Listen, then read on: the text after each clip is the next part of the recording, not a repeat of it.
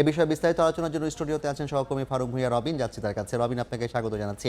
রবিন, সহকর্মী নাজমুস সালিহ যেমনটা জানালো সেখানে কিন্তু বিস্তারিত উঠে এসেছে যে দুর্ঘটনা কেন হতে পারে এবং এখনকার যে অবস্থা, একটু যদি আপনি আজকে দুর্ঘটনা হয়েছে ৩টার দিকে, এখন পর্যন্ত কি পরিস্থিতি, কেন ঘটতে পারে দুর্ঘটনা, বিস্তারিত জানাতেন। না জাফর, যদি বলতে চাই যে এই দুর্ঘটনার পিছনে বেশ কিছু কারণ রয়েছে, সেগুলো আমরা যেমন তুলে আনবো। যদি শুরুতে আপনি যে কথাটি বলছিলেন যে সবশেষ পরিস্থিতিটা সম্পর্কে যদি আমরা শুরুতে যাই, এবং এই দুর্ঘটনাটি কিন্তু বিকেল 3:30টার দিকে ঘটেছিল এবং তার ফলে ঢাকামুখী যে 11 সিন্দুর গুদুলি ট্রেন সেটি কিন্তু বড় ধরনের একটি দুর্ঘটনার কবলে পড়ে, এবং সেটির পেছনে যেটি মূল দায়ী যে পেছন থেকে যে সজোরে মালবাহী ট্রেনের ধাক্কা দেওয়া, এবং সেই জায়গাতে কিন্তু যে 3টি বগি তার লণ্ডভণ্ড হয়ে গিয়েছে, এবং এখন পর্যন্ত আমাদের সহকর্মীরা যে খবর দিয়েছেন তাতে 20 জন নিহত হয়েছেন বা হওয়ার লাশ উদ্ধারের তথ্য পাওয়া গেছে। কিন্তু এই হতাহতের সংখ্যাটাই যদি যে হতাহতের সংখ্যা আরও বাড়তে পারে সেই সংখ্যাই কিন্তু নানা পর্যায় থেকে করা হয়েছে, এবং এই দুর্ঘটনার মূল কারণটি হলো যে যাত্রীবাহী ট্রেনকে পেছন থেকে মালবাহী ট্রেন সজোরে ধাক্কা দেওয়া, এবং এই দুর্ঘটনার পেছনে বড় যেটিকে দায়ী করা হচ্ছে সেটি হলো যে সিগন্যাল অমান্য করা কিংবা যে সিগন্যাল সংক্রান্ত যে জটিলতাগুলো সেটির কারণে কিন্তু যে এখন পর্যন্ত ধারণা করা হচ্ছে, এবং এর ফলে কিন্তু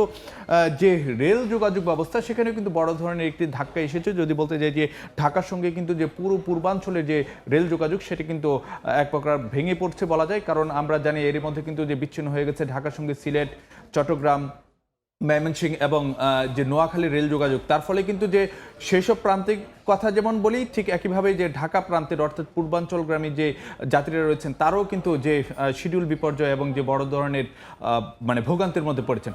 রিচার্ড, 3:30 থেকে প্রায় 9:30, 6 ঘন্টা হতে যাচ্ছে। এর মধ্যেও এখনো উদ্ধার কাজই আসলে শুরু করা যায়নি বগিগুলোকে। এই যে অব্যবস্থাপনা, এই অব্যবস্থাপনা কেন আসলে? না, এই অব্যবস্থাপনার যে অনেকগুলো কারণ রয়েছে আসলে। যে এই একটা দুর্ঘটনা যেমন একদিকে যে রেলের বেহাল অবস্থা বা বেহাল দশা সামনে এনেছে, ঠিক একইভাবে এই তার ব্যবস্থাপনার জায়গাতেও কিংবা যে একটি দুর্ঘটনা হয়ে গেলে সেটিকে যেন ধাক্কা সামাল দেওয়া, সেখানেও যে বড় ধরনের ঘাটতি রয়ে গেছে বা ঘাপলা রয়ে গেছে সেটিও কিন্তু যে সামনে একই সঙ্গে এসেছে।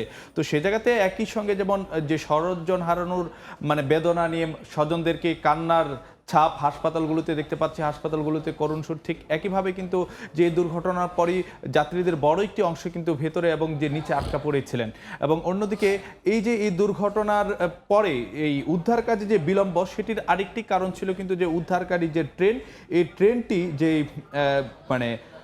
ঘটনাস্থলে এসে পৌঁছানোর ক্ষেত্রে, কারণ আমরা জানি যে ব্রাহ্মণবাড়ির আখাউড়া থেকে যে উদ্ধারকারী রিলিফ ট্রেন সেটি রওনা দিয়েছিল, কিন্তু রেল লাইন ব্লক থাকার কারণে সেটি অগ্রসর হতে পারছিল না, এবং অল্প কিছুক্ষণ আগে সেটি এসে ঘটনাস্থলে এসে পৌঁছায় আমাদের সহকর্মী নাজমুস সালিহ জানিয়েছেন। অর্থাৎ প্রায় 5.5 ঘন্টা পরে কিন্তু এই উদ্ধারকারী ট্রেন এসে পৌঁছালো, এবং এই ঘটনায় এখন পর্যন্ত মালবাহী ট্রেনের চালক, সহকারী চালক এবং যে গার্ডকে বরখাস্ত করা হয়েছে। 2টি তদন্ত কমিটি গঠন করা হয়েছে, এবং উদ্ধার কাজে এখন পর্যন্ত অব্যবস্থাপনার আরেকটা চিত্র যদি আমরা ভিডিওতে দেখি, যে আমাদের আহত যারা হয়েছিলেন সেখানে সবাই হাত পা হারা অবস্থায় পড়ে আছেন রেল লাইনে, তাদেরকে তুলে নেওয়ার মতো মানুষ পাওয়া যাচ্ছে না।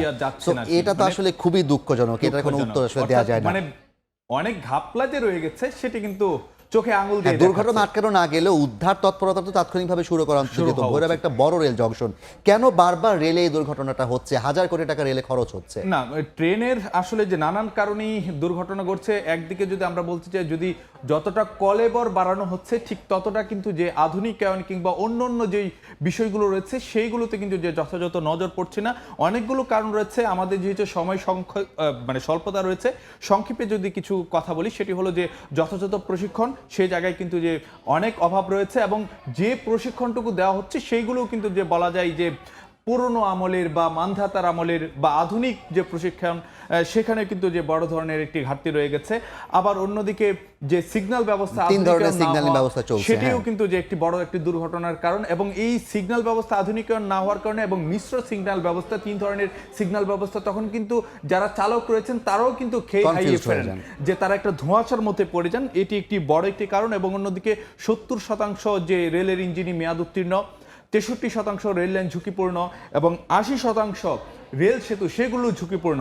এটা কিন্তু যে রেলের তদন্তেই কিন্তু বেরিয়ে এসেছে, এবং এর মধ্য দিয়েও কিন্তু যে একটি বোঝা যাচ্ছে যে ট্রেনকে আমরা যে যতটা গুরুত্ব দেওয়া দরকার সেটি যে দিচ্ছি না, এবং কতটা বেহাল অবস্থায় ট্রেন চলছে, এবং সেটিতে নিশ্চয়ই এইগুলো দুর্ঘটনা ঘটানোর জন্য একটি যে নিয়ামক হিসেবে কাজ করছে সেটি আর বলার অপেক্ষা রাখে না। অন্যদিকে লোকবল সংকট সেটিও কিন্তু একটি বড় একটি কারণ। আমি যদি বলতে যাই যে ট্রেনের জনবল যেখানে মানে 47,000 জনবল দরকার, সেখানে সবাই মাত্র 25,000 রয়েছে, অর্থাৎ 22,000 জনবল ঘাটতি নিয়ে কিন্তু রেল চলছে এবং সেই জায়গায় চালকদের উপরে কিন্তু একটি বড় ধরনের একটি চাপ পড়ছে, অতিরিক্ত পরিশ্রম, সেগুলো কিন্তু যে দুর্ঘটনার পেছনে একটি ভূমিকা রাখছে। এবং অন্যদিকে অরক্ষিত রেল ক্রসিং, অবৈধ রেল ক্রসিং 50% মতন রয়েছে।